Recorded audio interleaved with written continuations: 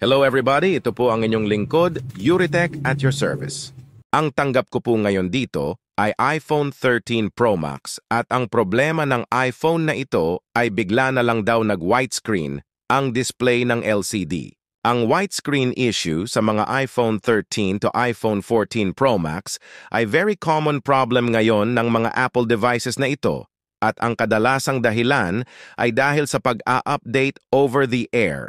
Kaya ang advice ko po sa may mga iPhone 13 pataas ay kung gusto nyo pong i-update ang version ng mga iPhone ninyo ay gumamit po kayo ng computer at i-update nyo po ang inyong mga iPhone gamit ang iTunes. Pero may mga instances din na biglaan na lang din pumuputi ang display ng LCD katulad po sa tanggap ko po na ito ngayon. Para sa akin as a technician observation ay hindi ito kasalanan ng user. Kadalasan ay system error ng Apple ang problema at ang resulta ay napuputol ang maliliit na connection lines sa mismong flex ng LCD.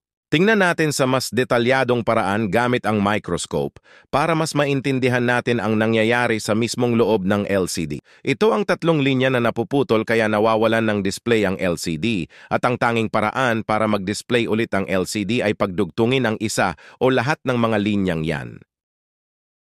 Kung makikita nyo po dito ay binabalatan ko po yung flex para lumitaw yung bronze dot dahil dyan ko po ikakabit yung jumper wire papunta doon sa kabilang dot.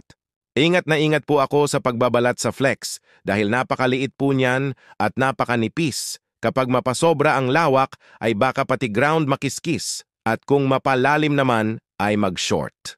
Pagkatapos ko pong mapalitaw yung mga dot bronze, ay nilagyan ko ng flux at low melting solder para maikabit ko na ang jumper wire. Naglagay din pala ako ng extra resistor para extra protection sa flex.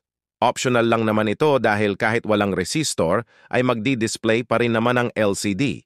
At syempre po huwag kalilimutang maglagay ng green paste sa mga bronze dot after maidikit ang jumper wire para maiwasan ang posibleng pag-show short sa LCD. At bago ibalik at ikabit ang LCD ay lagyan ng Kapton tape yung jumper wire for very obvious reason na to avoid short problem in the near future. Ang Kapton tape kasi ay heat resistant kaya very suitable siyang pangtakip sa mga area na posibleng pagmulan ng short.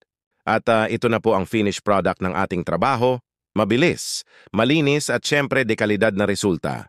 At dahil umabot ka sa huling parte ng videong ito, marahil ay nagustuhan mo ang iyong napanood, kaya para updated ka sa mga susunod na ia-upload ko, ay make sure na nakafollow ka sa ating page para mag-notify sa iyong telepono ang mga bago nating ia-upload. Maraming salamat po sa inyong panonood. Ito po ang inyong lingkod Yuritech at your service. Hanggang sa muli po. Salamat!